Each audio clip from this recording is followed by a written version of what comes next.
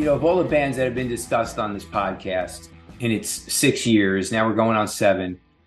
I don't think Blue Oyster Cult has ever been mentioned once. Oh, I have man. no recollection of it, and they're one of my favorite bands. I know you're a fan. Oh, huge fan. It's an And understatement to say I'm a fan. I love BOC. I need to talk about Blue Oyster Cult before this whole podcast ends. Um, I'm a fan of yours, so it's like this is like Oh, thank perfect. you. I think I discovered you through Mike Nierenberg years ago. You had done, I think it was Dangerous Minds. You had done a review of back issues. And Oh, he yes. he did Michael's the wonderful. movie, the Hustler movie. Yes. Um, he had sent it to me. This was like right when the film came out. Hmm. So we're talking about at least 7 years ago. Oh, my And God.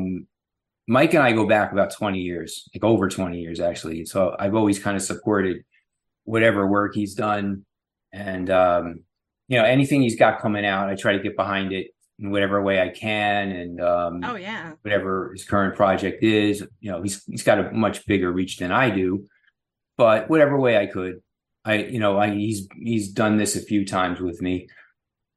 And you and I have had a few brief exchanges on Twitter over the last few years, and brief, but each of them left like an impression on me.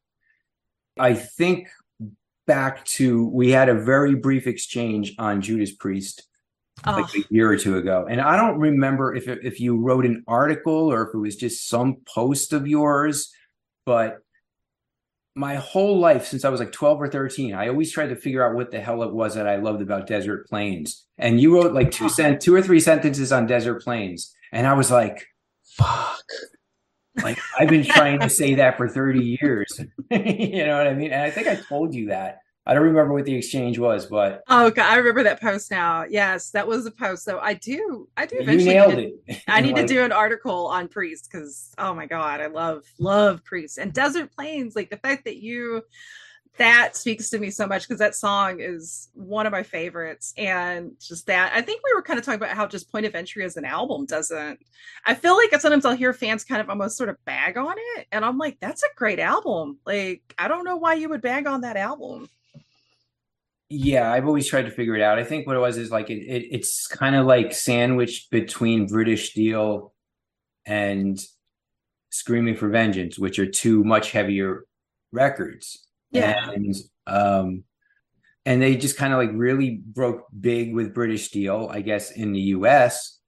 And you had things like Rapid Fire on there and Grinder and Rage and Steeler and all these, and then they go I think because the emphasis was on melody Hmm. and not so much commercial, because it really isn't a commercial record, but it's just everything is kind of like you can sing it.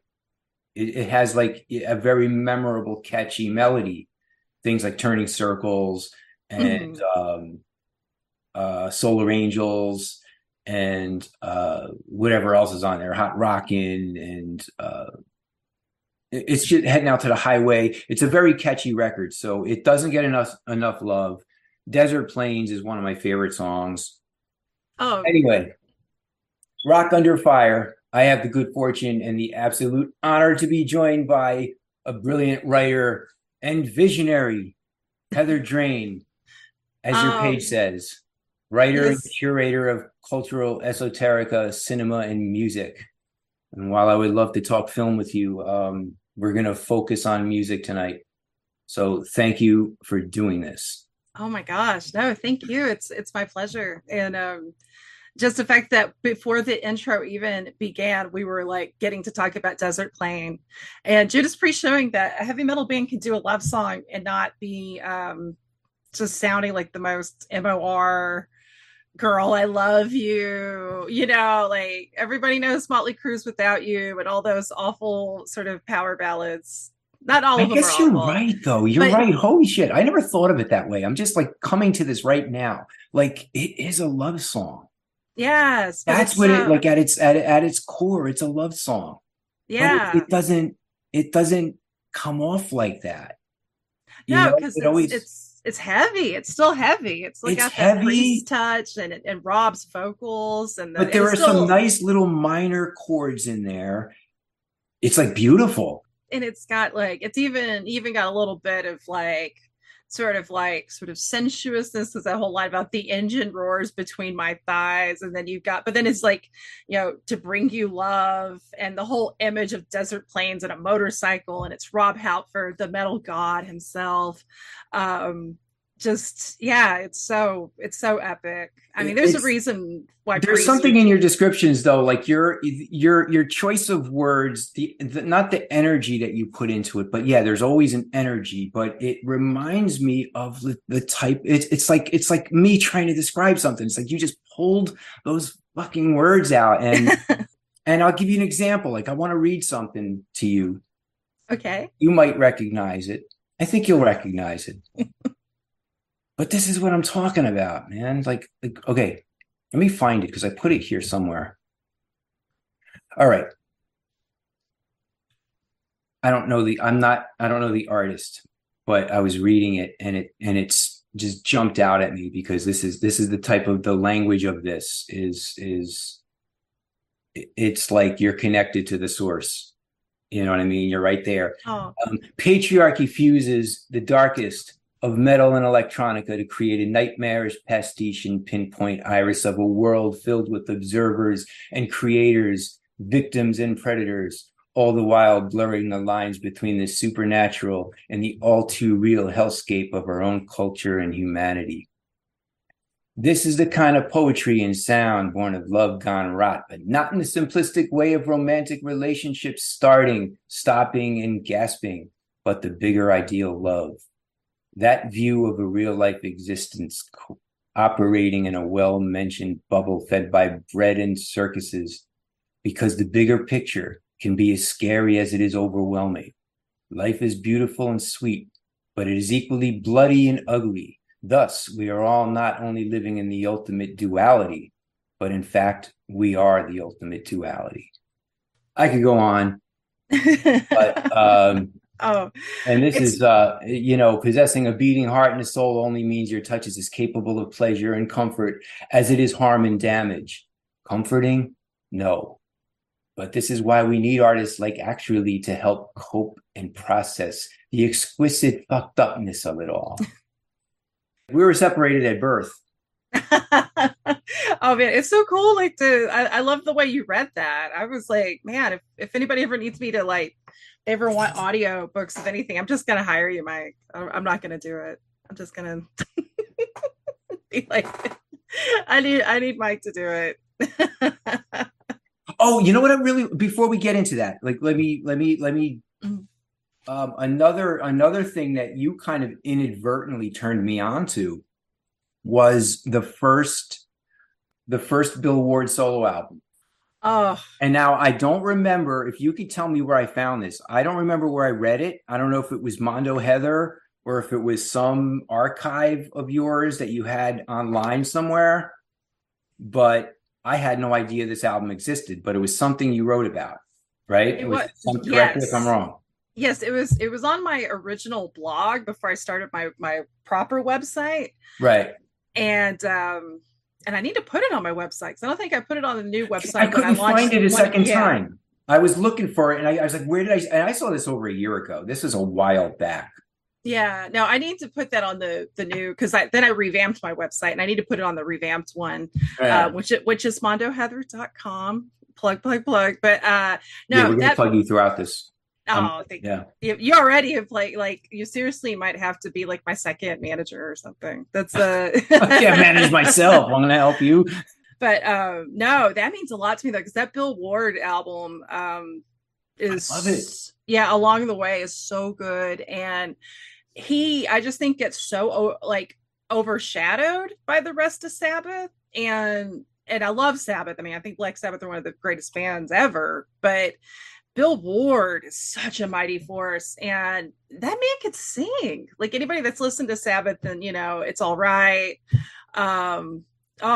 Like that voice. I was shocked. I had no idea. He sang. I had no idea he did solo albums. I had no idea that it sounded nothing like Sabbath. it was like such a nice, pleasant shock to the system. I have to admit, I'm not the biggest Sabbath fan. I like Sabbath. I don't love Sabbath, but I was like, holy shit. Oh, It's good stuff. it's so good. And Bill Ward, just like every interview I've ever seen, the man just, on top of being just this crazy talent, just seems like a really like sweet soul. And especially because like delving into that album, I realized so much of it's about him processing addiction and recovery too, but it's not done in such a blatantly on the nose kind of obvious way. It's done in this really just sort of spiritually and emotionally intelligent way. And some of the songs are heavy and fast paced. Some of them are so gentle. Some are almost like world music. Like it's a really good, like musically diverse album. And I have no memory of Ozzy being on that. I don't remember. Like, was that even to your memory?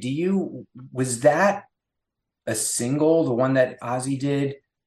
Was there a video for it? I think I went and I remember researching this. Like I said, it was well over a year ago, and I Yeah, don't remember. I think there might have been a video for it though. there was a video for Bombers. Bombers, that's right. Yeah, but Ozzy's actually on another song on that album called Jack's Land, which is also a really great song. Yeah. The sad thing is, from my understanding, the reason why that album is still very much out of print is at this point is because of the management, whose name might rhyme with Taryn Tosborn.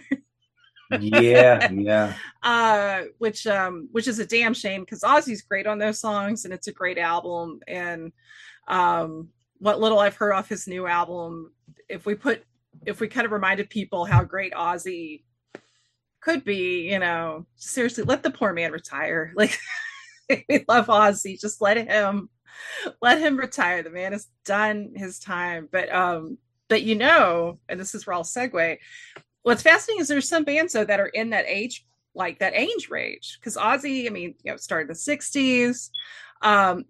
So few performers can carry on not only making new music but still bringing that heart and great sound, just technically as well as just creatively. And Blue Oyster Cult, I mean, they put out a new album last year, I believe it was either 2022 or 2021, and The Symbol Remains, and it's great. It's fucking great. Can we cuss on this show? Yes. Oh, thank God. Okay, I think you already did, but I always want to make sure because I tend to curse a lot, and I'm always like, oh, okay. No wonder we are siblings. Oh my God. Yeah. But yeah, and I got to see them live last year with my husband, and they put on a hell of a show. And I mean, how unreal is that? As long as the core group of Blue Oyster Cult have been going, they're still bringing it, is unreal to me. It's so good. Blue Oyster Cult is, I hate to say it, they're one of my favorite bands, but that's one band I have not seen live.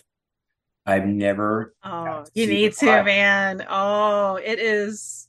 I had the closest, and I had a few chances, but the closest was I had tickets. If I'm not mistaken, I bring up Mike again, Nuremberg.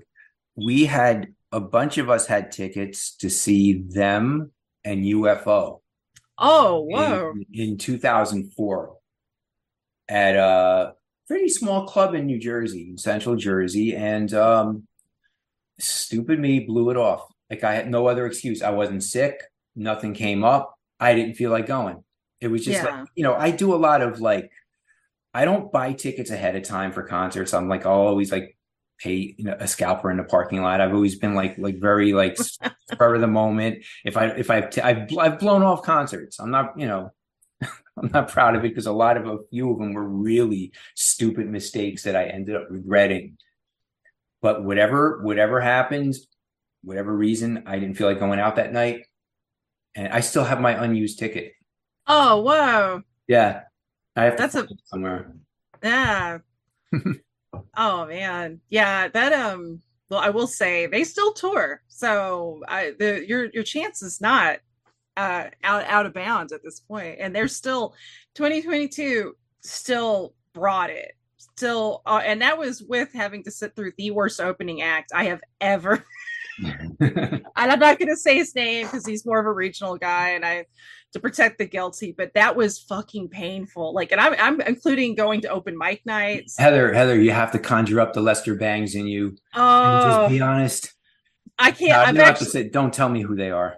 Well, nobody Get you will off know who there. they were because it's some guy that I honestly I don't even know if I remember his name. I think I blocked it out. You know how like people block out like satanic abuse the 80s? That didn't happen, but you know, it's almost like my part of my brain that's like, you're good, girl. Like it was bad enough you had to sit through it. I mean, this is the perfect example. At one point, he name checked Jim Dandy from Black Oak, Arkansas. I felt so bad for Jim Dandy. And Jim Dandy as a figure is one that kind of scarred me as a child because of a clip I saw with my mother of him. Oh man, let's have an episode on him. Oh my God. Well, you get somebody else because I don't want to relive my I have a trauma. scarring childhood memory of that too. I have a scarring childhood memory of that guy too. Really? Does it involve like his tight pants? No, Because yours might be worse than mine. No, mine is just simply and I was having this conversation with my dad the other day because to this day he has no memory of this, but for whatever reason when I was a kid, my dad came home from work. And this was in the early 80s. This is 79, 80, 81, the latest. He came home with a paper bag filled with Race with the Devil. It's Black Oak, not Black Oak, Arkansas, but Jim Dandy later on in the 70s made Black Oak. He dropped Arkansas and it was Black Oak. Now they've since reprinted that album and put Arkansas in the cover. Right? God. I don't know. Maybe it was a name dispute. I don't know the band that well at all. But he came home with about a dozen cassettes of Race with the Devil. Oh my God, why? He has no memory of it. I was like, where did you get this? Why? He's like, somebody at work gave it to me, you know? And like me and my brother, it just became like toys for us. We just played with this cassette until one day I put it on, and like I don't know if you know the song. Race with the Devil has been covered by Judas Priest. It was done by a band called Gun in 1968. Yes. I later researched this like years later. Yeah. Because it was like so scarring for me as a kid. And the scream at the beginning of Race with the Devil scared the shit out of me. Like it was just kind of like, and I was always looking at the cover and this guy on the cover with that like real creepy smile. Oh, yeah. So yeah, that's actually a really cool traumatic like thing that I will say Girls School also do a really badass cover of that song. The Girls School cover. Them too. Yeah. That was the other one I couldn't think of. So good. But no, mine is more just like VH1 Classic was showing a vintage clip of them singing Hot and Nasty, and hearing that gravelly toady voice, like, you know, hot and nasty, and he had on these spandex pants. You know what religion he was born into, because there is no hiding the outline of his like penis. And my mother is like, hey, that's your boyfriend. And I'm like, gross. And like she was like tormented me with this. You know, we got David Lee Roth out of him, right? I know. That's the one caveat, because I love David Lee Roth, but me too. But yeah, and in fact, actually, one of my earliest childhood heroes was Diamond Dave, which would probably explain a lot. But going back to how did we even get? This is my fault. Why did I even bring up Black Oak? It was something about the opening act, like something like reminded me of yes. Jim Dandy. Yes, he mentioned the opening act name check Jim Dandy, who I guess has a museum or runs a museum in Black Oak, like the town of Black Oak in Arkansas.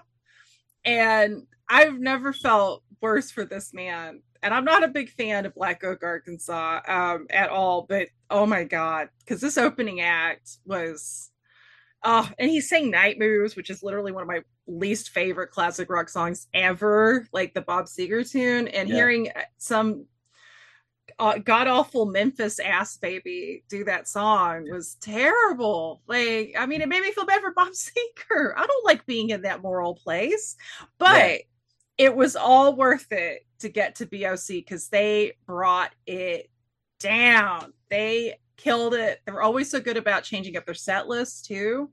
They're, it's not like some legacy bands where, exactly what you're going to be getting. Like they'll throw in deep cuts that, the hardcore fans are going to be like, oh shit,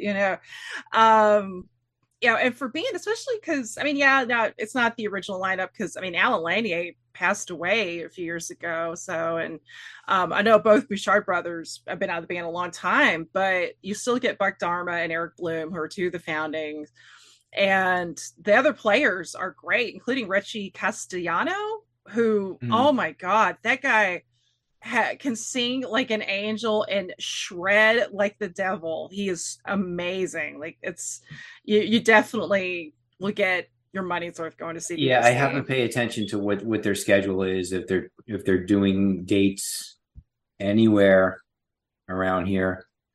I don't know. It's just no excuse. I remember being on the shore, being on the beach, and they were playing Asbury Park one summer. Oh wow! I think they were playing with Rainbow. Oh my God, who was even in Rainbow at that point? At that point, I want to say Jolyn Turner. Oh, okay, that tracks. But or it may have been no. I'm mistaken. I think it was like this was probably Graham Bonnet. Oh shit! Are you serious? Yeah, it was probably Graham Bonnet. Oh my God, my heart! Literally. He wasn't with Rainbow that long. He wasn't. No, he only stuck around. Oh my God! But that album, like Down to Earth, is so good, and Graham Bonnet is one of the legends for me. I love Graham Bonnet, a criminally underrated vocalist. There's another show I never did. Graham Bonnet. Alcatraz. I love Alcatraz. I love the first two Alcatraz albums. I'm a sucker for. Oh, they're so good. They're like a soft spot. Those MSG records, they just don't make voices like that. No, they don't. Like God, you listen to Jet, like when he was with Alcatraz, and just that vocal, and just so many. Actually, there was funny because that when Eddie Trunk used to have that show, that metal show, they had Graham Bonnet on, and one of the co-hosts was like, "Oh man, that big like vocal solo you do in God Bless Video is amazing." And Graham just goes, "Oh, that's great because it gave me diarrhea." Steve Vai. Is he talking about Steve Vai?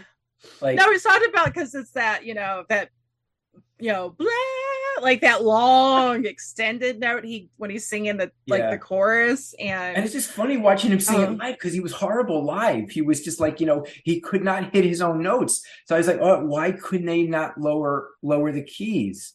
Even back then he would struggle to sing that stuff live. But that was part of that was one of the reasons I loved it. I don't know if it's Japan 1984. There was it was an old VHS of Alcatraz that I had, and it just wasn't his best night. But isn't that the worst? If I was a musician, that'd be my fear, because everybody, I don't care how good you are, unless you're like Frank Zappa on that level, everybody's gonna have a night that's just I feel like if I was a musician, that would be my luck. It's like the night they're going to record this for all posterity is the night I'm just going to shit the bed. Yeah, and but like the banter in between songs is like, it's like hilarious. It's like, so I don't know. It's almost like he wrote it before. It's like you can like recite that with the songs. It's like, God. Here's a song about some people you have yet to meet. I have yet to meet because they hide from everyone. And it's like going into Krina Kori. Oh my God. Like, okay. Like Hiroshima Mon Amour is like, don't forget Hiroshima ever. It's like, this is as good as the music. The only other person I could compare that to with the between song banter is Paul Stanley. Yes, I was Paul Stanley does the same thing, Oh my God, Paul. And he it doesn't matter what town. Because he'll even tailor it. That's the thing about Paul. I love it. He'll tailor it. Like, I actually we saw him when Kiss played like Rogers, the great city of Rogers, Arkansas, that was like 4 or 5 years ago now. And he literally did this whole thing of like, all right, Rogers, I've been hearing that the people of Little Rock say you don't know how to rock. And like, there's no rivalry between these two towns. Like, And it's because my husband Jack has like he's originally from New England and he's seen Kiss live off and on since the Dynasty era. Yeah, And so much of it has like not changed that much. I Like know. he'll He's been saying the same stuff he was saying in like 1975. It's like you want to see Kiss put on Alive, put on Kiss Alive. You've seen them. It's like the same, people. It's not even, he doesn't even say the town anymore. He was always, I was talking to somebody backstage, and like he never says who.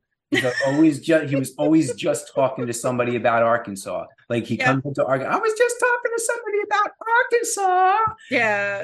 It's like it's okay, Paul. We the state doesn't rock. You don't have to lie to a at least though he's toned it down because if you go and watch like some of the like 80s era, particularly like Crazy Nights era, like the Oh yeah, stage raps were definitely a little on the the, nastier lo- the side. love gun rap. Yeah, Oh God, the nurse where he's making out with the nurse, and yeah. then some lady comes bringing a baby back, and he's like, "That baby had the longest goddamn tongue I've ever seen."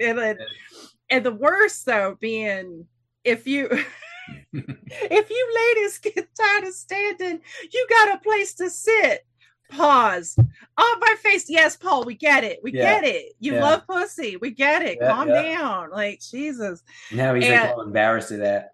oh my God. It's Or funny to try to like watching him explain it away in his book.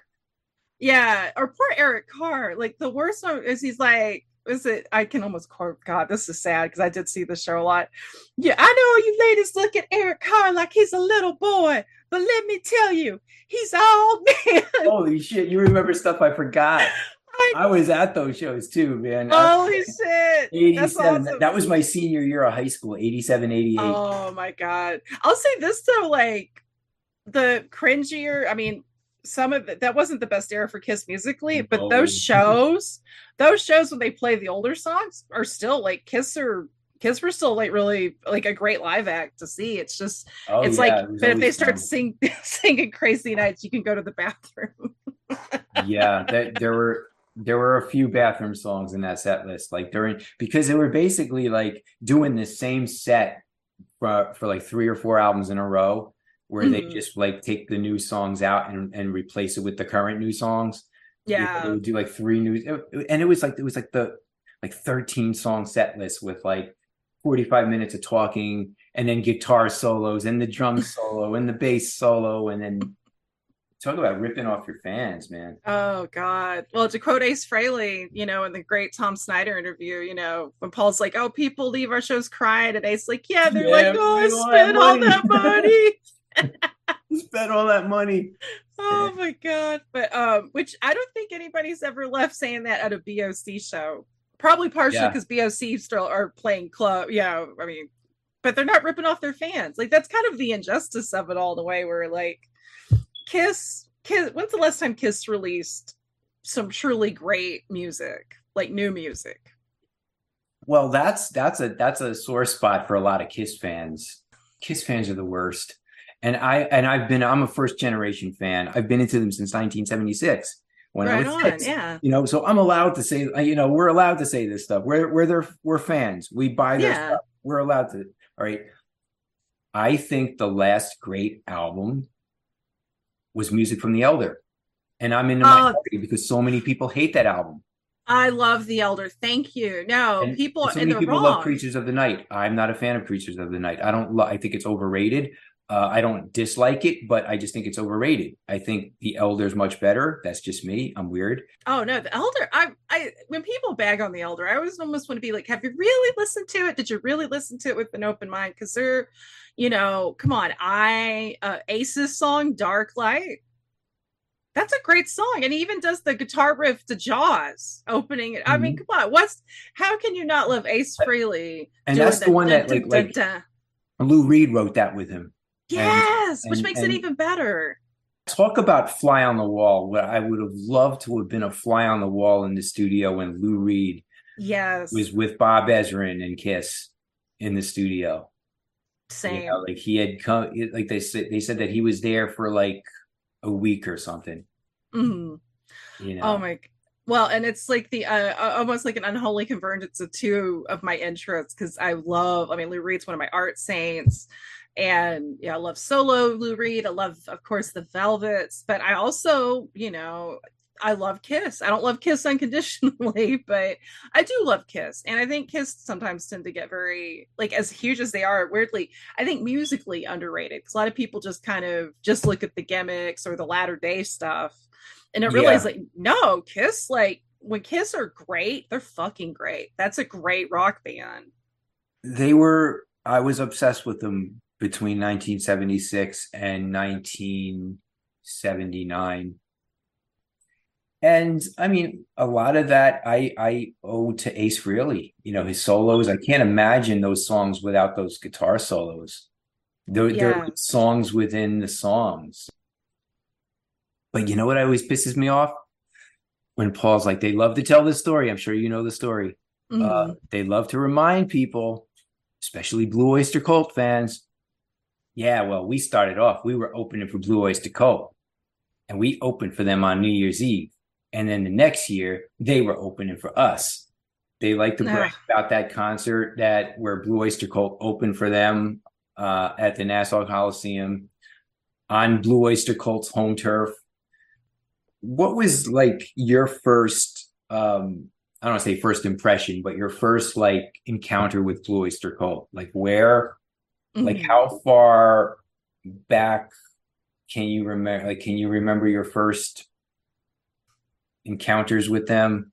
Oh my gosh, absolutely. No, my first sort of awareness of Blue Oyster Cult was when I was really little and as a little kid in the 80s. And I remember I would hear my mother talk about how, you know, and I'm trying to think, like, so basically the fact that BOC had this reputation of being a band that like outlaw bikers. And this is an era, I mean, now, people think bikers, they just think, oh, it could be like a lawyer, on a, you know what I mean? Like a weekend warrior. But back then, it wasn't that long ago where like biker meant you really were like an outlaw. You were outside society and all that. Like it was very dangerous, had this dangerous aura to it. And that bikers and people that were into the occult and Satan listened to, and she didn't say this as a bad thing. So my mother actually loves metal, still did then, still does, uh, but it just always seemed like, whoa, like this band, just I always remember that and this aura, like BOC just had this sort of like dangerous aura about them. And you'd see like old pictures of Buck Darman, that all white suit, like he's some sort of like Magus or Matt, is it Magus or Magus? I can spell it. I know what you're M-A, talking about, you and know what I'm I talking don't know about? how to say it Yeah, either. like it's like, and the band all throughout their history have like stuff that kind of lends to it. Like if you look at the like at the cover of Agents of Fortune, uh the tarot deck that the magician has on the cover is clearly the Thoth deck, which was the tarot deck designed by Aleister Crowley. I've never noticed that. I've never looked at it that long. Yeah, I'm that kind of nerd. But but then I started getting into the music proper. And I mean, of course, I knew all the ones we all know, like Burning for You and Godzilla. um and I'm trying to remember what pushed me though to really start deep diving. It's so funny because with certain bands for me, I can remember the trajectory very cleanly, and other bands it's almost like it's just like a love thing that just swamps your brain. Like you kind of remember early on how you felt, but nothing's clean as far as like linear memory. It's just like BOC have always been with me or something. Like I just Almost like you don't have a memory of first discovering them. They just always been there. yes, exactly. Like Thank you you. can't Yeah. pinpoint something. Yeah. Mm-hmm.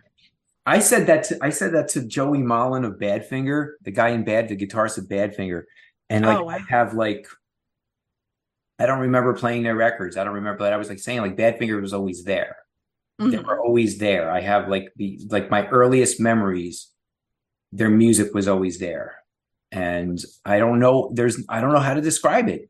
With Blue Oyster Cult, my neighbor's older brothers were always playing them. We were Kiss fans. We were little kids. We were 7, 8, 9, 10 years old listening to Kiss.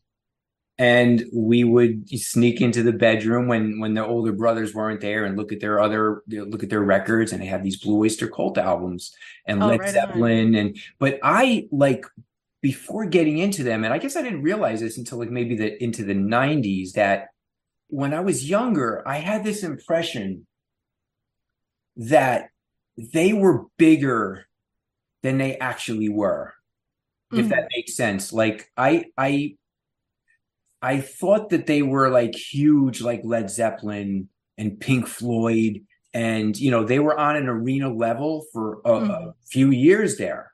Oh You yeah, know? absolutely. And then I remember thinking, like, at some point in the 90s, I was like, "Where's Blue Oyster Cult? Like, Mhm. or like, did I just stop paying attention? Are they still around? How come they don't release new stuff? How come they're not on big stadium tours? How come everybody's not talking about, like, I was like, were they really that huge? You know? Yeah. So that was my first impression of them as a kid. Like, they're big, like everybody loves them. And it was a period where they were that big, you Yeah. know? And it's like, oh my God, like the 70s, like everybody was that big, like everybody was selling out the Garden. And Mhm. like you look at the number of shows that artists would sell out big places, and they were all like, and I would hear about these legendary Blue Oyster Cult shows, and Godzilla comes out, and they would tell us, my friend's older brothers would tell us, and so it to us, we're 8, 9, 10 years old. This was like, wow. And so it's like, oh, I got to hear this band Blue Oyster Cult. So, and I remember like my friend's brother's car, he had this big old white Torino with a black door. Like the driver's side door was painted black with the Uh-huh. with the white, the logo, it was like that. Oh, It was the like a cross symbol. and a question mark. It was like half Yeah. cross, half question mark, the symbol. And so I used to see that. And then I would lean into the car. You're a little kid trying to hang out with the older kid. You'd lean into the car, and I would always see like the Cultosaurus Erectus 8 track, because Yes. that was the new album at the time. So everybody had that. And I would look at it and I would just like stare at the cover as much as I can. And then I would go into the bedroom, the kid's bedroom, and look at the vinyl. And I would just stare at that thing like, wow, what does this sound like? This has got to be awesome. And they'd be like, Yeah. oh, Kiss stinks. Wait, you're gonna listen to this, listen to Led Zeppelin, listen to Blue Oyster Cult. So but it's funny when you said, like this stuff that everybody knows, and like I never looked at Agents of Fortune that much, like the cover. Mhm. I borrowed some Enchanted Evening and Oh, On Your Feet. And so yes. and then the first Blue Oyster Cult record I got was Extraterrestrial Live, Oh, Christmas 1982. So my first exposure to Blue Oyster Cult was all live. So I hadn't even nice. heard any studio Blue Oyster Cult except for what was on the radio, Yeah. Oh man. And so, yeah, it was weird. Like I would see like Burning for You, which was like brand new at the time. Like when I finally got like Extraterrestrial Live, that was like Mhm. Fire of Unknown Origins tour. Oh, So I would at that point we MTV appeared, mhm. so we would see Burning for You all the time, and everybody had Fire of Unknown Origin. Yeah.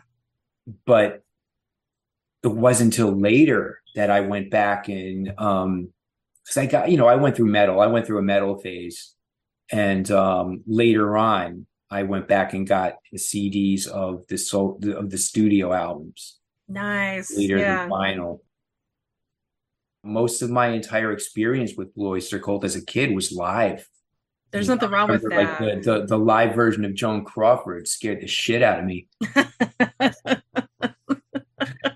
Oh, I could tell, especially in some of those lyrics. I always love the was about the policemen having was it their eyes are the color of frozen meat.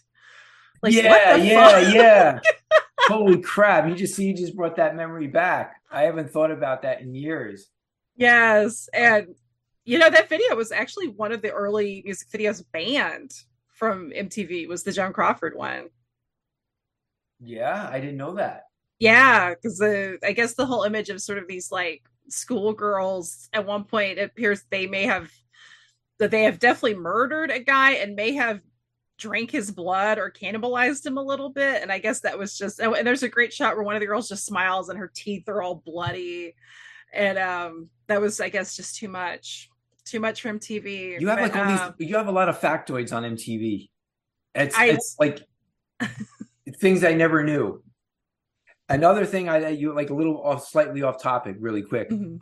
You did a piece on like MTV, like a lot of the stuff of the 80s, like a lot of like when the whole nuclear thing happened. Oh, And the yes. day after was being Mhm. shown in Threads and movies like that that were meant to scare the crap out of you when you know when you were a kid. Oh, Um, yeah. you did an article, I think it was 2 minutes to midnight, right, on Yes. that stuff. Like I thought that was really great.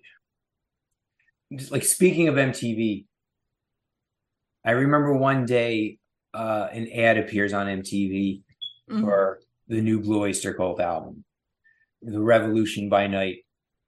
And I think I'm just speaking personally. I don't know what the consent if there's a consensus among Blue Oyster Cult fans how that album went over.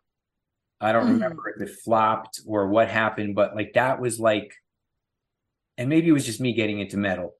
Yeah. Blue Oyster Cult was not going in that direction. You know, they kind of evolved in a different way where they kind of almost like got really commercial, like commercial Mhm. pop, like the next two albums. But that album, I remember that album didn't sit very well with me. It seemed like they were trying to pick up on trends of where the 80s were going. You know, like Mhm. but the 80s hadn't really fully become the 80s yet, if that makes sense. They Yeah. were like toying with synthesizers a little bit. And I think like a few years later when they did Club Ninja, Oh, they went all the way in, you know, and it was kind of like Club Ninja was kind of like what they were dabbling with on Revolution by Night. You know, mhm. I don't know. Like, do you have any specific impressions of either of those records? Oh gosh. I I don't dislike either of them. I like both of them, but I actually like Club Ninja more. weirdly enough, I do too. If what Club Ninja, from what I could tell, is the one that people tend to like, fans are like, oh god. And now, do I think either album's that strong? No. I mean, they're definitely, if you're gonna pick some like the weakest of the discography, yeah, those two are, that's gonna fit it. I mean, I will say Revolution by Night does have the strong hand of having, because I believe Take Me Away is on that album, and that's a great song with another just wonderful vocal performance of Eric Bloom, who I think is one of, I think the whole band's obviously very underrated, but Eric Bloom could like be so like diverse with his vocals and the power of his voice, because he could sing something very heartfelt and then also but then another time sound almost like evil, like it's like he's so Yeah. great. But I don't think either album, I mean, there are bands that I think fared way worse in the 80s than Blue Oyster Oh, Cult. definitely, I definitely. mean, the 80s, I mean, oh, the 80s were rough. The 80s, I think, were rough, especially for older bands, because, and part of it, I think some of it is, I wonder if the production had been different, because a little bit, I mean, Blister Cult always had keyboards. You know, they were not like an anti-keyboard band necessarily, but 80s production in general just got so shiny sounding and so slick sounding that I feel like there are certain rock bands where if they're, you know, if the production lent that way, it kind of gutted that band a little bit. I don't think BOC quite fared as bad on that front as others, but yeah, and I do think they did kind of a return to form with Imaginos, which I think is a better album than both of those. But yeah, I think also what probably didn't help you is that's coming off Fire of Unknown Origin, which I think is one of their best albums. That album is like all killer, no filler, pretty much. I mean, you get Veteran of the Psychic Wars on that album, which is such a tremendous Well, I song. think like the best thing that I Mm. think that they ever did, and it's just you know Buck Dharma especially is that the live version of Veteran of Psychic Wars, which is Mm. the one that I grew up on. Yes. I never had Fire of Unknown Origin until like maybe 5 6 years later. Hmm. Everything I knew from that record was live or what my friend was playing on his cassette, because I did have friends who had it, so I knew it. Mhm. But it wasn't until when Imaginos came out, I played it the entire summer of '88. That was the summer I graduated high school, and I remember it came out. But I was like, I had gone through metal, and Mhm. then I started listening to stuff like I went back and became a hippie, you know, and then I was listening to Bob Dylan and REM and things like that, but and Jefferson Airplane but Imaginos came out, and at that point I kind of lost interest, Mhm. and the reason I bring up Revolution by Night and Club Ninja is because like my exploration of Blue Oyster Cult was cut short by those albums Yeah. because again my musical direction went elsewhere, Mhm. and so I never had a chance to properly get into everything before 1980, 81 Oh, until wow. my 30s. And then it wasn't until like I went through my entire 20s not listening, like Blue Oyster Cult. My life there was no Blue Oyster Cult in my life. Mhm. Unless somebody brought them up. It's like, oh yeah, I listened to them when I was a kid. And then I realized one day, I was like, holy shit. Like I know these albums. I've held these albums in my hand, Tyranny and Mutations and Secret Treaties and all that stuff. I've known Yes. these record covers my whole life. Let me go back and get into them. Let me hear them, And so I went and got them on CD at that point, and I loved it. I was like, my God, like I was this close, that to hearing or having this stuff in my life. But again, metal happens. You're a teenager in 1983, 84. That's where you went. Most kids. Yeah. I mean, I knew a lot of it because I knew them as live versions. So Dominance and Submission and Cities on Fire Mm. and Doctor Music, from Mirrors, all like even that stuff Oh. was good because I knew it. I Mm. was like, this stuff is like all familiar. But then there were gems that I'd never heard until the year 2000. That whole discography is such a treasure trove, and the deep cuts, and I mean, I guess that's nothing new, but like some of the deeper cuts end up being really rewarding and also very surprising. That's the thing is BOC is a band unlike so many other bands that they probably get lumped next to because of, I think, as a classic rock radio they tend to be kind of put in that category. But I've never thought that was really fair because they have ties to Patti Smith, they have ties to sci-fi writer Michael Moorcock. They are a huge influence on Stephen King, and like their reach kind of goes a Yeah. lot bigger than that. They even did the soundtrack for a Full Moon Pictures movie called Bad Channels, which isn't that great of a movie. But the soundtrack's really interesting. And actually that movie features a really cool very weird band that was out of, I think, St. Louis called Psychotic Symphony. This is an aside, but if you do see that movie, the Psychotic Symphony section is fucking awesome. Especially if you're into bands like Mr. Bungle and stuff like that, you'll love that section of the movie. Uh-huh. But yeah, but no, BOC, and I love the fact that you mentioned like Mirrors. And I think Cultosaurus Erectus is another album that I feel like doesn't get mentioned enough. Because I think it's a tremendous album. I mean, it's It's one got of my favorite. monsters. Oh, Monsters, yeah. yes. Divine Winner Deadline. Oh, Divine Wind. Let's I see. love Deadline though. I do. I do love Deadline. That hurt a little bit, All right, but all right. Monsters or Black Blade. oh, oh, Just you why said would you? monsters. Oh my God, why would you do that to Cultosaurus me? Erectus style. Oh, fuck. I love, oh man, that hurts because, mm,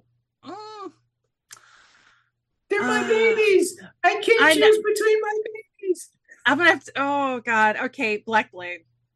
Yeah, I got to go with Black Blade. I wouldn't have taken as long, but I would definitely say Black Blade. I love Um, monsters so all right, much, all right. but Here's a hard one.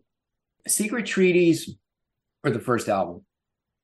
ooh, because I consider them equals, to be honest. Yeah, To the point, I'll make a confession. I sometimes will mix up track listings on those for some reason. Like there'll I be do one too, song, because yeah, everything to me was live. So I was like, what album was that on again? What album was that on again? yeah, exactly. Secret Treaties. Just Okay, going with the gut. I would take the first one.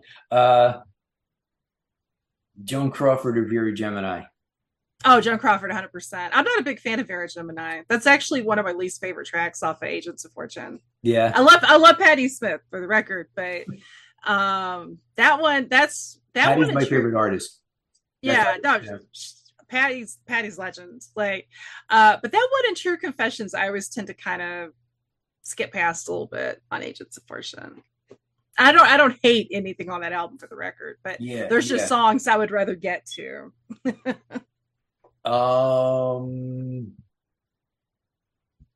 Also, Judas Priest, if you were playing that one with me. I mean, Judas Priest. versus Iron Maiden, I would pick Priest. Oh, me too. We did this Yeah. in high school. In high school, and like in the 80s, man, you had your Maiden kids and you had your Priest kids. Oh You God, who were the know, tougher? Who were like the scarier kids? the scarier kids were definitely the Maiden kids, but then like Mm. when see like 86 around by the time of 86, thrash had taken over everything. So you had your Right. Slayer kids who Mm. were like the most fucked up.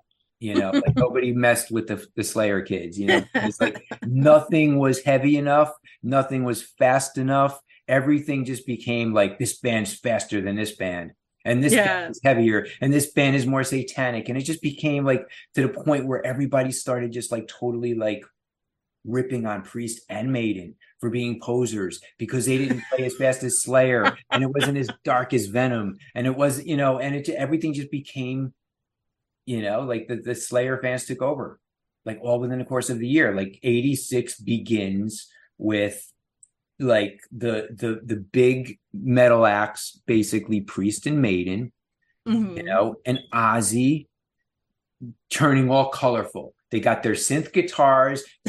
They finally discovered hairspray. Ozzy, the Prince of fucking Darkness, is walking around in a sequin robe. That was the year that metal went colorful. And then by Mm-hmm. the end of 86, you have Rain and Blood has come out, Master of Puppets has come out. You Oh know, yeah. it's like Anthrax had Among the Living.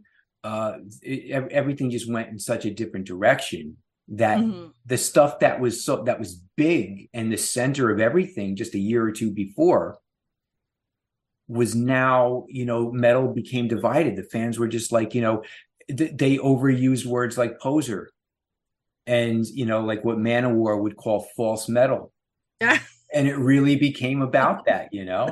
And it was I'm sorry, but Manowar always made me smile. let each Yeah. note I now play be a black arrow of death sent to the hearts of those of you who play false metal. You It's know? a, it's totally like some eight-sided die metal. I always feel like with Manowar, it's like somebody needs to be like, okay, who's the dungeon master? Yeah, Who's yeah. got to be the cleric? Yeah. Which in fairness, I'm sure there were some D&D players listening to Blue Oyster Cult too. Uh, but yeah, that's such a fun game though. But boy, that's hard. That one because Black Blade like has another tie for me because of course it's about Elric, like of Michael Moorcock's like Elric saga, and of course Hawkwind is a band that did a whole album, about Elric, and I'm a huge Hawkwind fan, so it's like my heart's like pulled doubly. So with that one, What about like with there's albums like Spectress, oh, Mirrors. I did a whole article on Spectre. Sorry, I did not mean to Did interrupt you? you. Yeah, Yeah, that I have to read. I love Spectres. I think Mirrors is really, I think those are two like very kind of like unsung albums. Spectres is actually one of my favorites. It's weird. It's just It's very weird. is that like, all right, is that their identity crisis record? Like that and Mirrors together? Do they? No, I feel like in some ways, if you really, especially if you listen to, that's one of the things I love about when about writing about music is that's when I'm kind of forced to really dive into lyrics. I don't always dive into lyrics on my own. If I'm just listening to something, I sometimes do, but it's a little more hit and miss. But if I'm writing about it, it's like, okay, we need to understand all the machination here. And with Spectres, like there's such a darkness and a weirdness to it that I feel like has always been something I've really treasured about that band throughout their entire history. Is there is just something very not cheesy dark though, like Shadows. Like BOC is a band that definitely Yeah, plays a lot yeah, with Shadows, and even the stuff that surface level might not seem like it.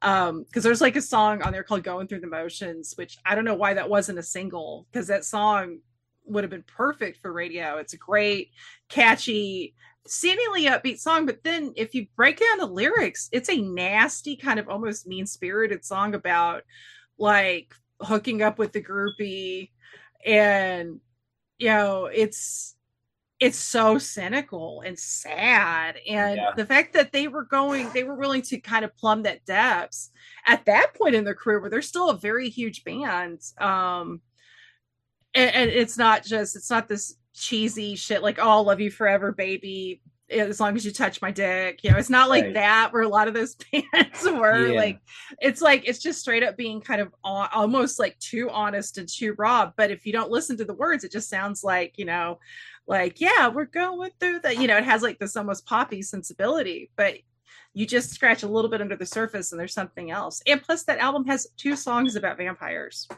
mean, what's more goth than that? Were there singles on that record? Yeah, Godzilla. Godzilla was a single? Wow. Wasn't it? See, I knew I'm a I don't know. I'm asking because like this I don't know. I always wondered about like how come.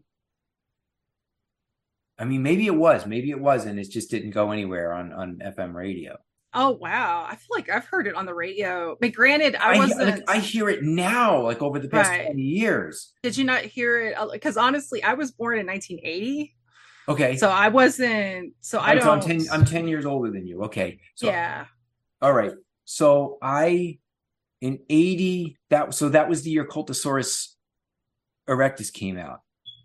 So I just have no memory of hearing any songs on the radio from those 2 records, Mirrors and Mm-hmm. Spectres, you know? Oh And wow. yeah, they were like no place to be found. Like you would hear from the Blue Oyster Cult fans, and you would hear about Godzilla Live.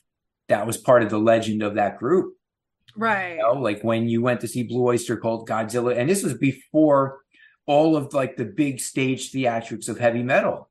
When Mm-hmm. Judas Priest had the Metallion rising from the stage, Yeah. and then the turbo robot, and Yes. yeah, they were innovative, but you know what? Blue Oyster Cult had the Godzilla thing, which kind of looks funny now. Like I was looking up videos from like the 1977 tour, Mm-hmm. and the Fire of Unknown Origin tour, which was probably that was them at their peak of popularity, like 1981, 82.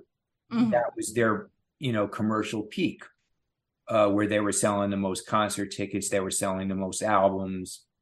Everybody went back and bought Agents of Fortune based on, Fire of Unknown Origin, the second wave, the Mm-hmm. younger kids. And those younger kids were my age, because the older kids already had Agents of Fortune when it came out.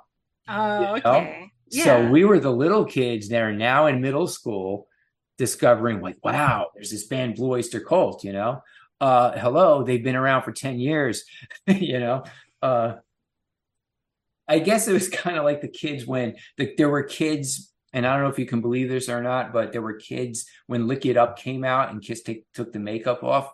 Mm-hmm. There were kids that thought there was this new band out called Kiss with their first album, Lick It Up. Oh wow. Yeah.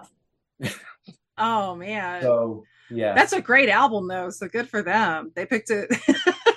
they picked a Like, good. They picked a good one with no makeup Kiss. Yeah. I mean, as opposed to being like, can you imagine if you thought like fucking Crazy Nights or Hot in the Shade? And this was just like after like everybody was like, you couldn't get arrested. Kiss couldn't get arrested. It was like, Kiss, oh, they suck, they suck, they suck, they suck, they suck. And that's all you heard, Yeah. right? And it's like, oh, did you hear Kiss? Like they took their makeup off. Don't they sound great? Come on, people. And that's the thing is like with any band, I think that does anything visual and they get known for that, that's always kind of across that they kind of have to bear as far as ever being respected in a lot of ways. Because, like, I mean, I think Alice Cooper's respected now, but like I mentioned the Yeah, Tubes earlier, I don't think the Tubes have ever gotten their just due because they yeah. were associated with having a stage show. Kiss I guess anybody's certainly. theatrical, right? Yeah, yeah, and it's silly. It's like, oh, God forbid you do something multimedia. What happens to Genesis if Peter Gabriel never leaves? Totally, just out of nowhere. Just a random I question. know, I It love just it. came Yeah. into my head. But here's the thing, though. They were already. That's the weird thing. Like Genesis is a weird thing because like they were already in arenas based on Mhm. like no hit songs. They were just like selling albums. That's a weird thing. Like classic Right. rock was able to do this in the 70s without radio. Yeah, yeah. You had album bands. No, Yeah. that's an excellent point. And it is like it does seem like such an alien um thing now. Of course, now I mean, I don't. That's kind of the cool thing. It's like the landscape's always changing, and Yeah. but no, that's a really good point, especially because there were a lot of prog bands. Prog is a great example where. I mean, it's harder to have hit singles when your songs are like six, six, seven, Yeah. 8 minutes long. But Do, yeah. do we know what Lester Bangs thought of Blue Oyster Cult? I don't know Uh, this. I'm just wondering. oh gosh, I I have don't a. know if I've ever read anything or anything that he said about them. I'm trying to remember because I've read a lot of Lester, and I still like go back and reread because I am that girl. I am that nerd. I love Lester. I'm so glad we're getting to talk about Lester too. In fact, when you mentioned like earlier about channeling my inner Lester Bangs, that is like one of the most easy ways to make me fangirl as a compliment. If anybody invokes Lester, I'm like, oh my god, like, Well, I don't. that's why I read that Yeah. thing back to you because it blew me away because I realized like we're from the same school. You Oh, know, it's 100%. yeah. Yeah. I can't remember. I'm I think he would have loved them. I think so, especially because Lester actually was one of the few, if not only, and certainly of the big dog kind of music Yeah, critics that time period that really championed metal, and he'd go on to champion like punk and no wave too. And that's the where people, I mean, anything that even smacked of heavy metal back then, most critics just like wrote it off. right. But I think he missed it. I think he just missed metal. You know what I mean? Because Mhm. metal what became metal. You know, there Right. writers would use the word metal in the 70s, but it really I don't know. It was metal for that time period, but I Yeah, get because 80s metal and 70s metal's now pretty much hard rock and what we call hard rock. yeah, But at that time period, I mean, yeah, that's heavy for that time period. But then you go into 80s and yeah, you're getting new sounds and bands that are really kind of, I mean, no, I mean, because like I love Merciful Fate, and yeah, but I can understand being like, well, yeah, that's metal, but if you're saying Steppenwolf's metal and Merciful, you know what I mean? It's like yeah, okay, yeah. there's a bit of a difference, but to say the least, I think I hope Lester. Now, granted, there are plenty of times where like there are things where I'm like, oh man, like Lester did like, but that's okay. Like the writing's great, and that's ultimately as any creative. If your voice and vision are compelling, and obviously Lester was like the master and is forever the master of that. You don't have to fuck it. You don't have to agree with them. Like who wants to be in an echo chamber necessarily? Like it's interesting if somebody's got a great view, what do they think of it? Unlike say like, and I will name names here, Robert Christgau, who just like he that was a cat with no rock and roll authority to invoke Kim Fowley. This is one of my favorite phrases ever. Like, what a great insult to tell somebody they have no rock and roll authority. Um, and just a guy that was never cool. He never got rock and roll. He's still alive. Um, you know, for what it's worth. Honestly, I've written a lot about the Tubes, and some of his review of the Tubes albums are just like they're dumb. And it's not just because I disagree with him. It's just his points are lame. He's just lame. And somebody actually had the fucking gall to make a movie about him called Rock and Roll Animal. Are you shitting me? Robert Christgau? Are you kidding I think me? I've seen bits and pieces of that. Oh, Rock and Roll Animal, my ass. Like, Yeah. fuck. what's next? Are we going to make a movie called Heavy Metal Warrior starring Paul Anka? It's bullshit. Robert Christgow, rock and roll animal, Pat my Boone's a ass. heavy metal warrior. He's more heavy metal than fucking Christgow. Like, Yeah, God, man. that guy. Oh, I'm sorry. On a positive note, Lester is king, and everybody should read Lester I books. haven't, to tell you the truth, I haven't paid too much attention to Chris Gow. Don't. And I was a big Village Voice reader for decades, and maybe I just missed the whole. He was the guy that did like the Paz and Jop Awards at the end of the year. Is Ugh. that right? He probably did. He was Yeah. also like, he would, like, a school teacher be like, this album's C minus. Like, are you fucking kidding me? Like, what the grades? This is grades. This is art, motherfucker. Like, don't Yeah. be fucking, oh, C minus. I got your C minus right here. Now. This, yeah, he's the worst. Rock and roll animal. Fuck. Like, Yeah. that's adorable.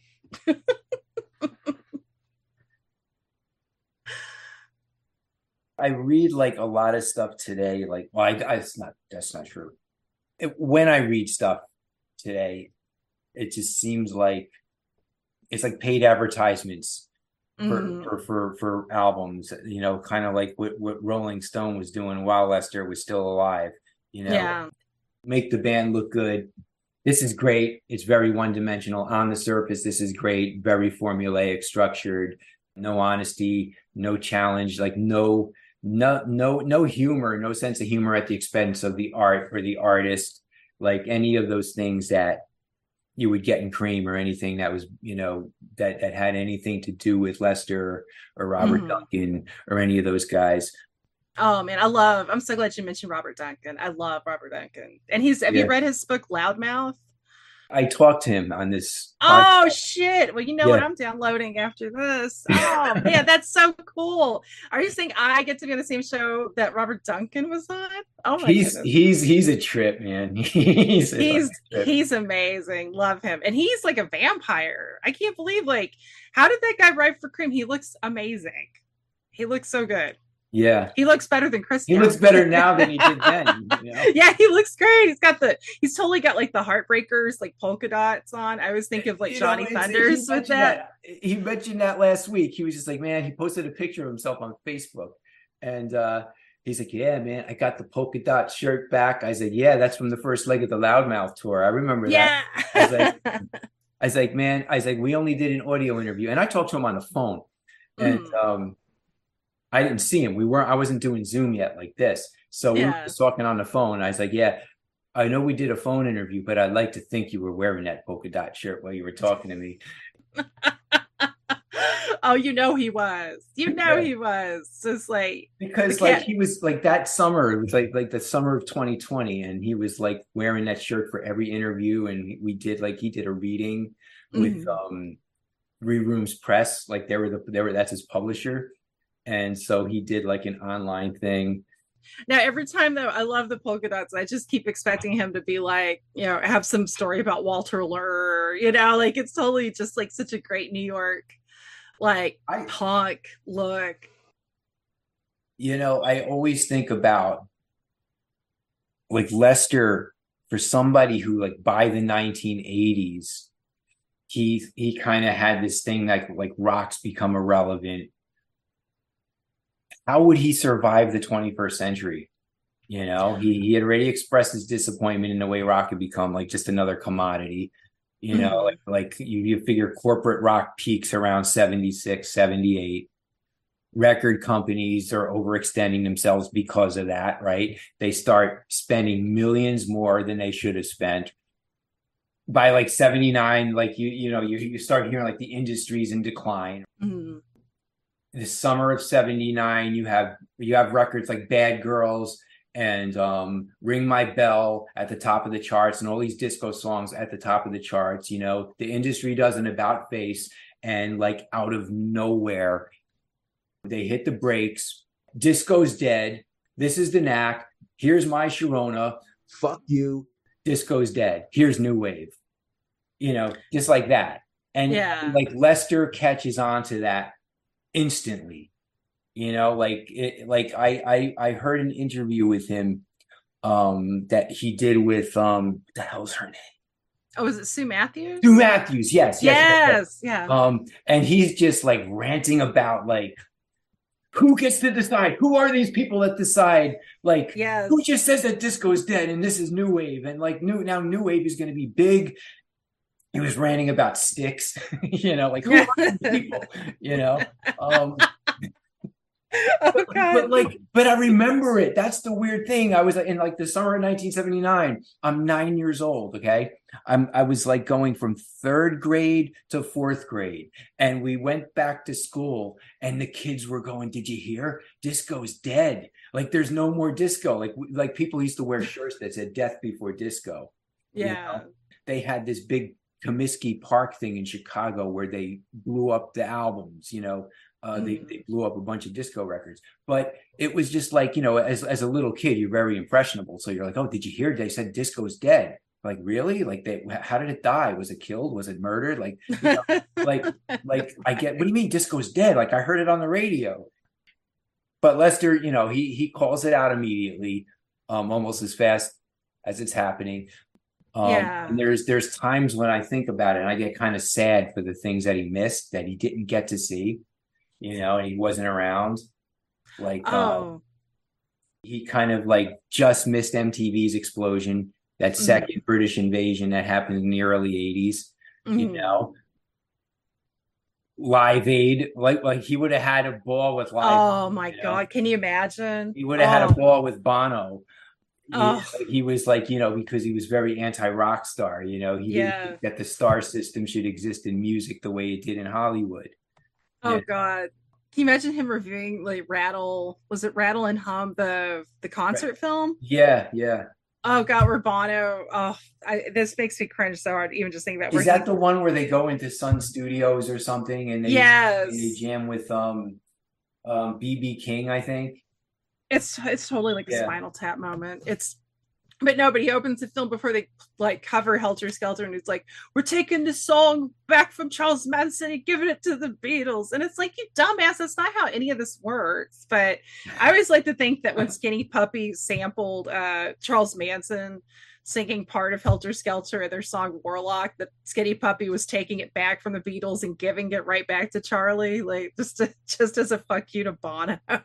But yeah, no, I think we've all, like any of us who love the man's work, have wondered that. I definitely, you know, I kind of wish like something would have happened where he could have had like, because you read a lot about him where he wanted kind of a break to go just work on like some fiction, to work on his novel. And I feel like, man, maybe like the what if game is stupid because it doesn't get you anything, but it's like maybe if that But you can't happened. help think about it though. It's like, Yes, I know. because of the way. All right, I gotta quote you. I'm just gonna go back to something you said. Oh my God. Okay. No, no, no. And it was in, and it was, and I think it was in your Blue Oyster Cult review. You mentioned what you referred to as the defanging of rock and roll, Yes. where this thing that was once dangerous and Mm. made you feel alive and scared the shit out of your parents became safe and proper and polite and kind of, like the, uh, what's the big clear channel in the body of payola Oh, thing that's going on, and yeah. I call it the castration of rock, the defanging of rock. Wait, same Mm. thing, It's um 100%. and I think that exists, the same thing exists in journalism, in writing. One of my favorite Lester stories is when he gave a bad review to Frank Zappa, and Frank Zappa called up the magazine and said, "Well, I bought a $1,500 ad, in Cream." And he's like, you owe Frank Zappa an apology. You're going to write this letter and you're going to write. And he's like, "Well, if that's the best," he said something to the effect of like, paying for like a $2,000 ad is the best excuse for a good review I've ever seen. Do you know the story I'm talking about? Like I I'm do. paraphrasing. I'm paraphrasing. I don't know if I I'm probably telling the story, No, no, no, but I know exactly. Yeah. but like yeah, yeah. What if is kind of senseless. But Yeah. I can't help wonder like how he would reconcile the past 40 years, that Mm-hmm. the things that he missed with the thoughts and concerns about rock's future that he Yeah. expressed in the years before he died. You know what I mean? Because there were so many things that he hit on that he was just spot on about the future. You know, Yeah. I think about how near the end of the 70s, he was talking about the nostalgia culture Mm-hmm. that had developed for the 50s in the 70s, you know, and that there was American Graffiti and Happy Days and Sha Na Na, and that everything had basically come full circle with the 50s. Mm-hmm. What I don't think he knew was that these cycles would keep going on and on as time went on. So, you know, by the end of the 80s, the 60s came back. And by the end of the 90s, the 70s came back. Yeah. And by the end of the, you know, the 2000s, the 80s came back. Like everything kind of takes like 10 years after the fact, it's so out of style and out of fashion, like you can't get arrested. Yeah. You know what I mean? And then 20 years later, it comes full circle again. And like maybe like the next generation kind of has this nostalgia for it. Or maybe their Yeah. parents do, and then the kids have this romanticized mythic version of whatever that was because they were too young or they just missed it. And it's always, I mean, I think nostalgia is such a dangerous thing personally, because it's such a clouded view of the past where you're not getting to see everything for what it really was.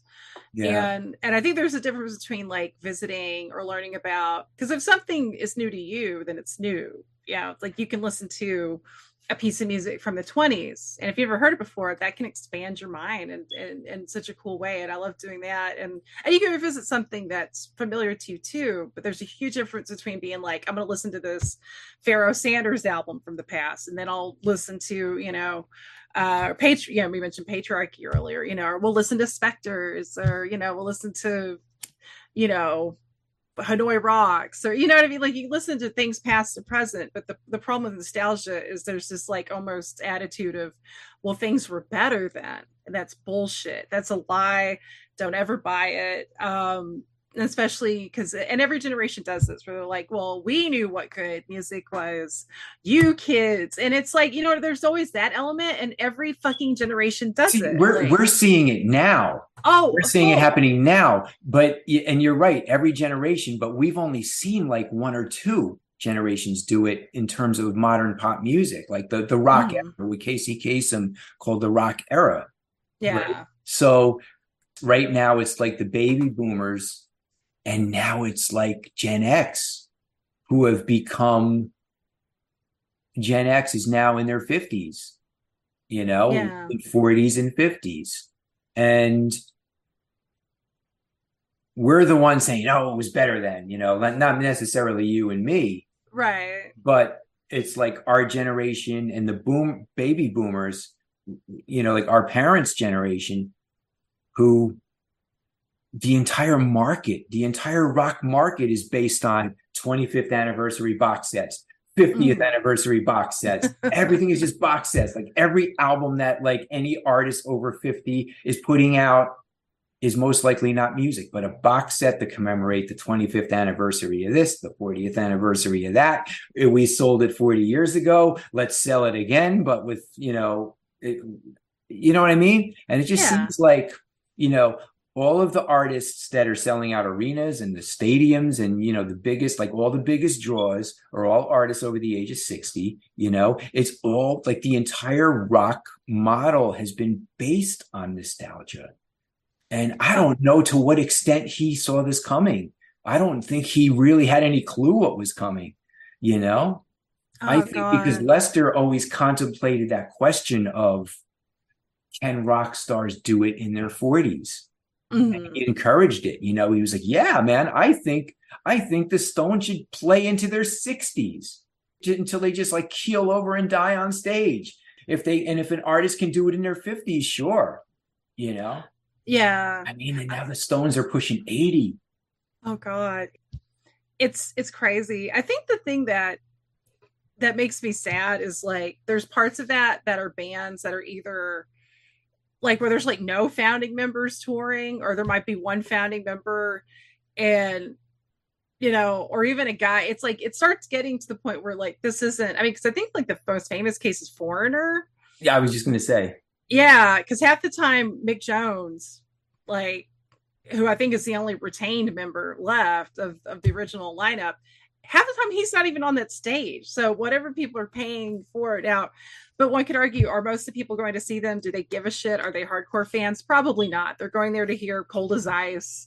I'm not a Foreigner fan, for the record, but it's like, but that's like part of me is sad. I mean, it's like I remember getting irritated at the Blue Oyster Cult show when some drunk guy behind me kept yelling Godzilla, and I just totally wanted to like do Yeah, like a little Chuck yeah. Norris, like little face punch. I But the crowd as a whole were actually very respectful. And yeah.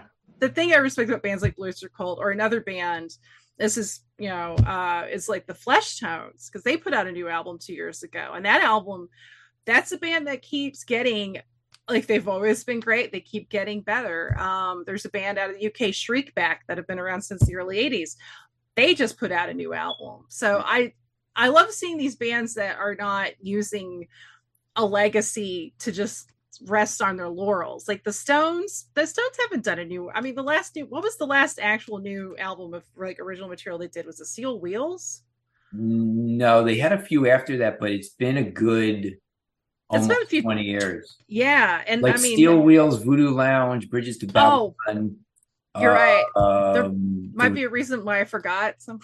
a bigger bang. A bigger bang was their last one. So Yeah. they're working on something new, but that's the thing, though. Like the Stones will come back, and every time the Stones come back with a new album, nobody gives a shit.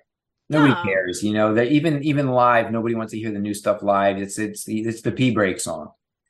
It's Mm. like everybody gets up and gets a beer or goes to the bathroom or something. And then there are, there's I'm sure there is a small percentage of like really hardcore fans that are looking forward to new Stones music. Somebody Yeah. asked Paul Stanley just last week, is there a new Kiss album? And is there one more album? He's like, what's the point? Nobody cares, nobody wants. But I, I mean, I'm more with I would rather an artist continue to make new stuff. You know, yeah. Yeah. And I mean, and to be honest with Kiss, and I mean, as much as we've talked about Kiss, and obviously you and I have a lot of stuff with Kiss we love, but when Paul says who cares, well, that's why nobody cares, because that's the energy going into the new music that was made. yeah, Like, because you hear, like, when you listen to like that latest Flesh Tones album, when you listen to the Symbol Remains of Blue Oyster Cult, there's an energy there. These are still guys that love creating and exploring and making new stuff that they're excited about. And that's the thing is, I think most people aren't inherently stupid. They can sense if somebody's like just playing them for a chump, and some people don't care. I mean, a lot of people that are just going to hear the hits, those aren't really fans. Those are just people that are looking to grab a White Claw or a Bud Ultra or whatever the and fuck. and it could be you Blue Oyster know Cult or it could be Journey. That's the show they're going to it. You exactly. know, But I think as far as like actual like people that are like us, like people that just love music, like that aren't casual listeners, like this is part of our passion, this is part of our life, like yeah, we sense that. It's like your spidey senses are tingling when somebody's just kind of like taking you for a ride and just being like shitting it out. And it's like, well, no, I'm not going to give my money or my time to somebody that's just going to treat me like the worst kind of carny. yeah. And that's, and actually going back to Lester, to me, the thing I would love to see any writer, it doesn't have to be music, it could be film, any cultural writer, shit, maybe even poetry and prose, because that's the thing, Lester was so prosy and poetic with this language too, is that look at the heart, look at the humanity, look at the intelligence. It wasn't just that he would he could be funny and he could be savage, but ultimately he was so human. And like I always love the fact that like he would be the first to admit if he was wrong about a band too. Most writers don't want to do that shit now, or probably then too. Nobody wants to be like, you know what, I fucked up, the MC5 are great, but he did. And that's like, that was one of the many things where I'm like, this is my dude right here, this is my hero. um And I think with any writing, like, just be yourself. We're both writers, so I think we both connect on that level. It's just like, you know, don't play the reader for a chump. And it's the same thing with listening. Like, don't play your listeners for a chump. It's like, you know, you guys, if you're not hungry, then don't fucking do it. It And doesn't mean you have. that's what I think what Kiss does. Yeah. And there's no other way to put it. I never thought of it that way, but yeah, don't play your listeners for a chump. Yeah. And with any format, like directors, painters, whatever, like, if your heart's not into it, then go be an investment banker. Go into realty. Don't foul up the arts any more than it's already been just, snail trailed. And the investment bankers gobble up all the tickets and go to the shows and then shout Godzilla, and shit. You know what I mean? And then we can give them the that's side eye. That's another show. That's another episode. Yeah. But no, there's this. I mean, I can't get past like when he would. I remember he wasn't a big fan of Pete Townsend always saying, "Oh, we're going to pass the torch off to the younger kids, give it to the Jam. It's their turn, and like Townsend was like, and I remember Townsend like, Rock is dead. It's over. Fuck this. I don't want to do this anymore. I'm 37. Yeah, man, you're 37. Like now you're fucking 77 or however the fuck old you are, Yeah. It's like nobody saw it. Like nobody saw this coming. Nobody saw the next 50 years happening. Like, okay, you're going to retire at 37, okay, because you're embarrassed to be playing rock and roll at 37. God forbid. I mean, look, granted, there was no precedence for this, right? Yeah. Rock and roll was an experiment, right? For the young, by the young, all those things that have become cliches. Jagger didn't want to be singing Satisfaction past the age of 40. Bob supposedly said never trust anybody over 30. Bruce wasn't going to be singing Born to Run after 40, all that stuff. There was like almost an embarrassment, like if you look at like Elvis Presley's comeback show in 68, he's up there, he's breathing heavy, he's acting old, he's embarrassed to be up there. You know what I mean? It's almost like the guy was 33 years old.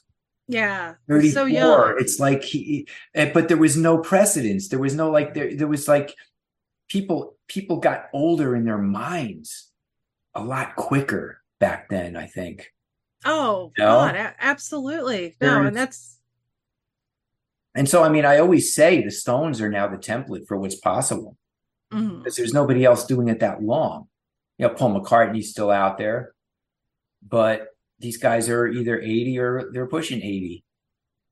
When Lester said that, the Stones should just keep doing it past their 60s until they drop dead. If he only knew. Yeah. If he was here, if he could just I think of him peeking in, peeking into the 21st century.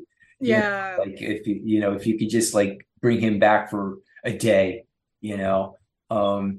I mean, he called it when he was just the counterculture, the Stones are not the model for any revolution, man, that the counterculture was just going to get absorbed into American capitalism. And it did, Woodstock became a brand. It became a reason to sell Pepsi, Woodstock 94 and Woodstock 99, the peace symbol and the whole nostalgia thing that happened for the 60s.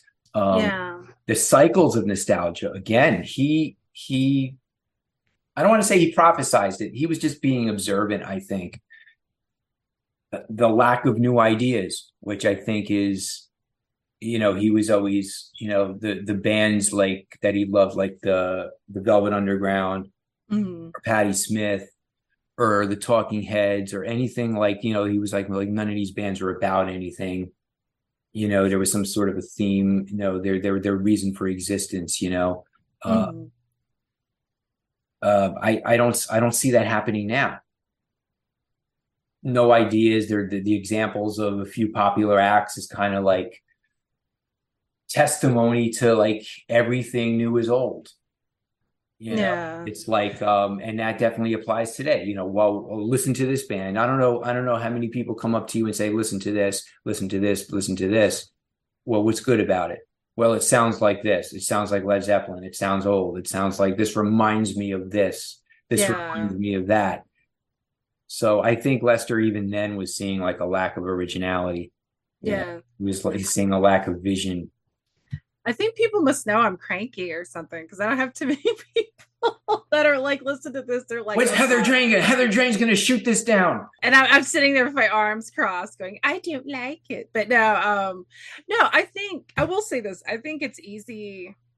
And I like to think, at least it's hard. I mean, nobody obviously can say what would happen. I mean, obviously, I think we all still wish Lester was here. I mean, even if he wasn't writing music, like he was just a great writer. Period. Like if he went off and did the Great American Novel, it would have been phenomenal.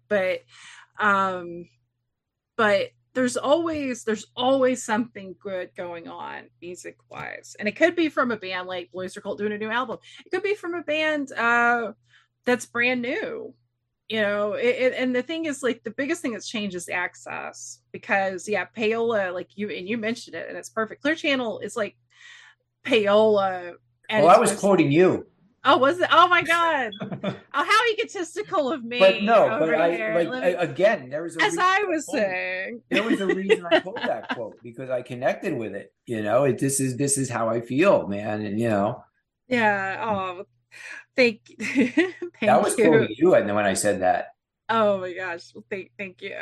But it's I mean, mainstream venues are a joke. Radio is a complete and utter joke.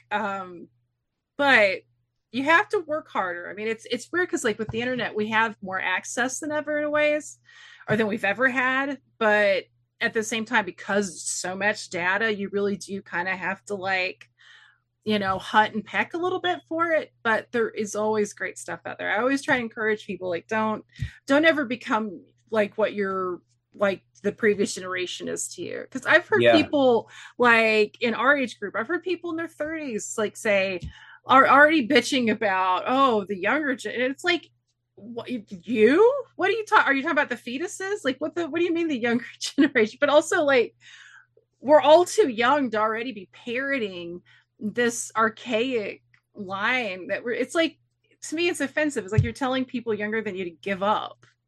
And that's, I don't think that's ever, giving up is never an excuse. Like, and there's always great art, and sometimes it could be old art, but it's new to you.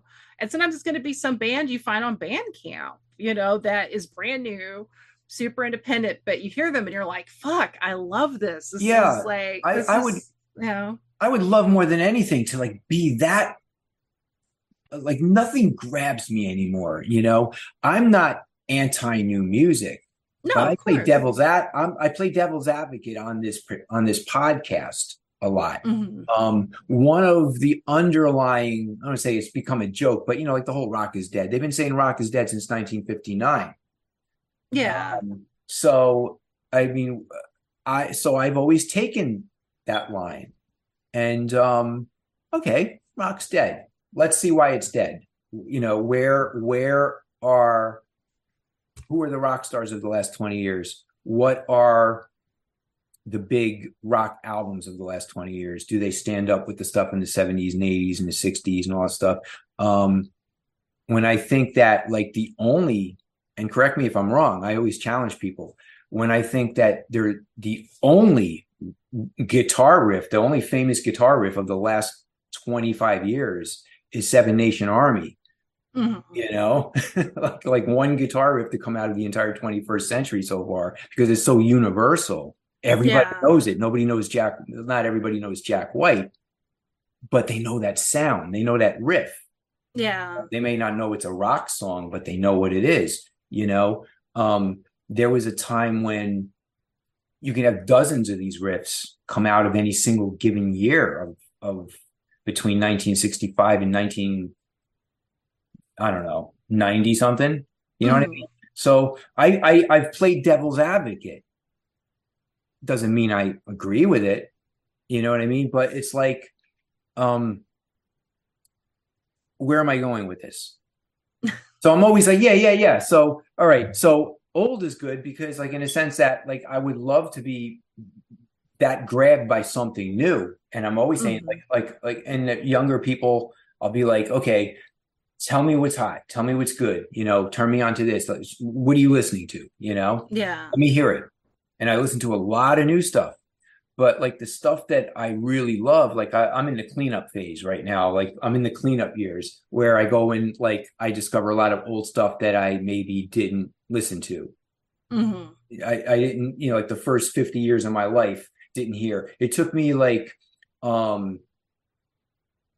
all right. So like some people love Steely Dan, some people hate them. I love them, but I didn't really discover them till like my late 30s. That's just an example. It's like, okay, Yeah. never listened to Steely Dan, let me hear them. It took me like fucking 30 years to listen to AC/DC. Like really Mm-hmm. listen to AC/DC. You know what I mean? So, all right. I always hated Yes. All right, as I now Oh man. I was like, all right, let me listen to Fragile. Let me like really give it a chance, you know? So it's like, all right, what did I miss? Now I'm just Yeah. going back, okay, what did I miss? So I don't know. But It's all but good. that's new. That's new to you in a way. Like I feel like that stuff can count too, especially because I mean, I love finding those discoveries. Like we're even like when it's certainly bands you're familiar with, or you're, you know, like, oh yeah, I know of this band, but then all of a sudden you have like that bright blue spark. And it's like Hawkwind was like that for me. Cause like I'd known of Hawkwind for years. And then like there was one night, gosh, quite a few years ago now, where one night my husband and I were like, you know, oh, let's just we want to watch music documentary, and the BBC do really good documentaries. Oh, they get one on Hawkwind. We'll watch that. And that for some reason like opened up a portal, and like now I'm like huge Hawkwind fan, like Robert Calvert. Isn't that Uh, great though? Like when you like I discover something, like where was this stuff my whole life, you I know? know, But I there's a know. reason, like I waited, you know, and now there's something to get excited about again. You know, that's what I love. But unfortunately, it's all old music for me, you know? Mm-hmm. Like I did a show with a writer from Texas, and she's 25 a couple weeks ago. It's like my latest episode. And she's like very excited about like Greta Van Fleet and Mm-hmm. this like there's a fictional band out, some show Daisy something, that's based on Fleetwood Mac.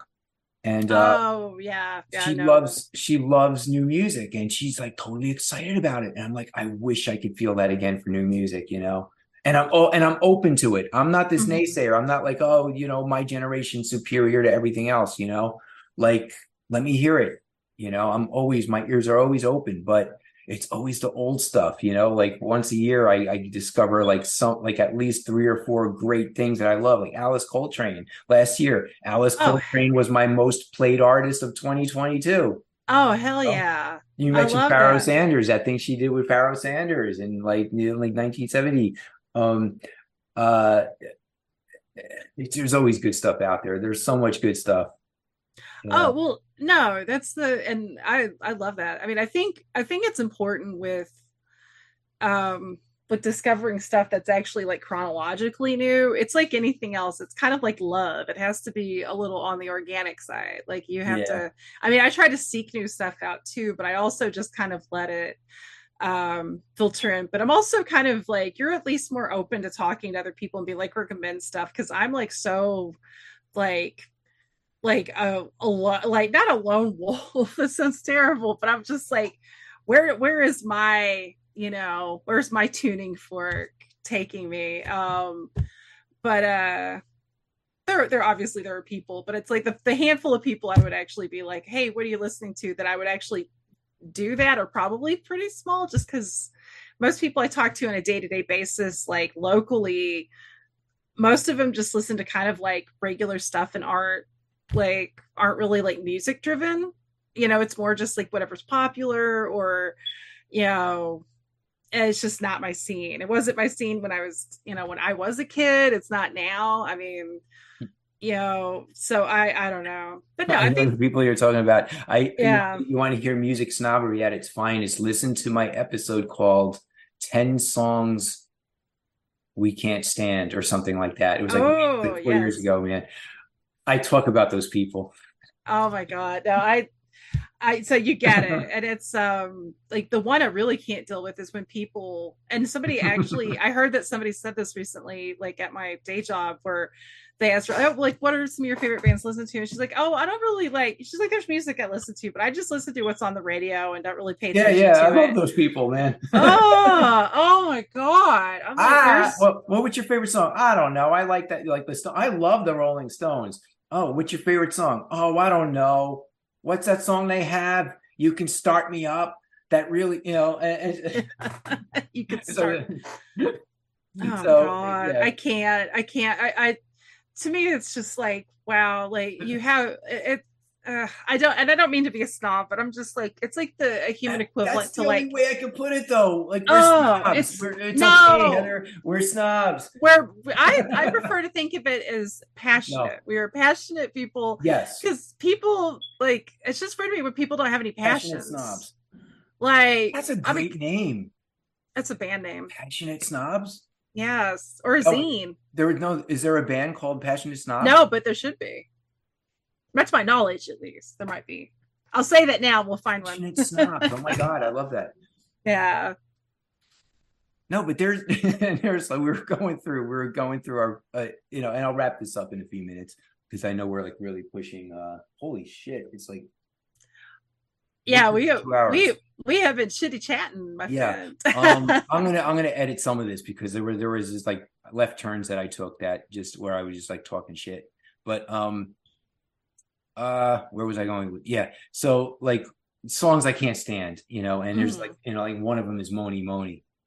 And I was just like, why is it that every lame non-music fan loves Moni Moni? And it's just like, if you like it, great. Maybe you like it. I don't. I mean, it's not that I don't like it. It's just boring. It's I've been just like different. connect the dots, like, and I was just like, yeah, this is music for people who don't like music. Yeah. And it's just like, but there's like these handful of songs that I put into that group that people that aren't really huge music fans love it. And Moni Moni's always one of them. Oh, Africa by Toto. Africa is another one. Wild Thing.